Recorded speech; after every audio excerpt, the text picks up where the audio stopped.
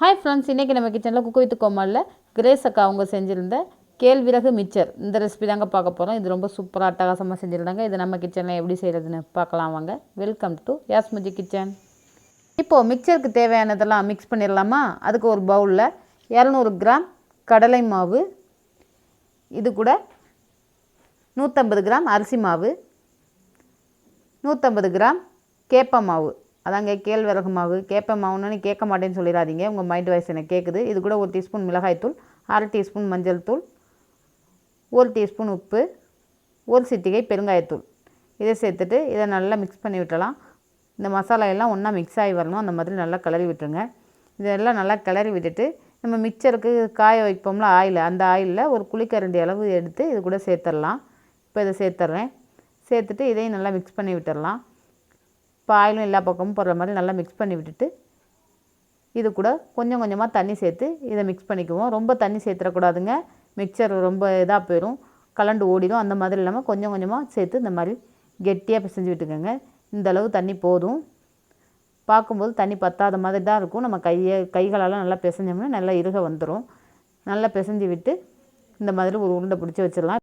இப்போ அந்த உருண்டை பிடிச்ச மாவை கொஞ்சமாக கிள்ளி ஒரு உரலில் அமுத்திடலாம். இந்த மாதிரி பிடிச்சி விட்டுருங்க. பிடிச்சி அமுத்தி விட்டுட்டு குக்கு வித்து கோமாளில் மிக்சர் புளிகிறாங்களோ இல்லையோ, நம்மளை நல்லா வச்சு புளிகிறாங்க. இப்போ ஆயில் நல்லா ஹீட் ஆனதுக்கப்புறம் இதை கூட சேர்த்து புளிஞ்சிடலாம். மிக்சரை புளிஞ்சிட்டு இது நல்லா பொரிஞ்சு வரட்டும். இந்த நுரையெல்லாம் அடங்கினதுக்கப்புறம் மிக்சர் நல்லா வெந்துடும். இப்போ நுரை அடங்கினதுக்கப்புறம் தான் இதை எடுக்கணும். இப்போ ஆயிலை வடிச்சிட்டு இது எல்லாத்தையும் எடுத்துடுறேன். எடுத்து ஒரு பிளேட்டில் மாற்றிடலாம். இப்போ இந்த பிளேட்டில் மாற்றி வச்சுட்டு இது கூட கொஞ்சம் நிலக்கடலை ஒரு கைப்பிடி அளவு நல்லா பொன்னிறமாக வறுத்து எடுத்துக்கலாம். இதையும் வறுத்துட்டு இந்த மிக்சரோடு சேர்த்துட்றேன். இதே போல் ஒரு கைப்பிடி அளவு பொட்டுக்கடலையும் வறுத்து எடுத்துக்குவோம்.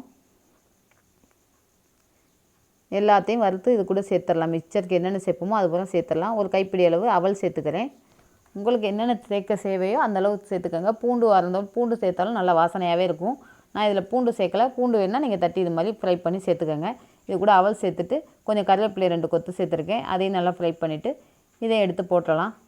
அவ்வளோதாங்க. இப்போ எல்லாம் ஃப்ரை பண்ணி மிக்சருக்கு ரெடியாக இருக்குது. இப்போ ஸ்டவ் ஆஃப் பண்ணி வச்சிடலாம். இப்போ மிக்சரை மிக்ஸ் பண்ணிடலாம். நல்லா கிறிஸ்பியாக ரொம்ப சூப்பராகவே வந்திருக்கு மிக்சர். டேஸ்ட்டும் அட்டகாசமாக இருந்துச்சுங்க. இதை ஒரு பிளேட்டில் மாற்றி வச்சிடுறேன். இதே போல் ஏற்கனவே நம்ம சேனலில் மிக்சர் ரெசிபி போட்டிருக்கேன். பேக்கரி மிக்சர் ரெசிபி தாங்க. அதாங்க கடலை மாவில் மிக்சர் செய்வோம்ல அந்த ரெசிபி. நீங்கள் பார்க்காதவங்க டிஸ்கிரிப்ஷனில் லிங்க் கொடுக்குறேன், பார்த்துக்கோங்க.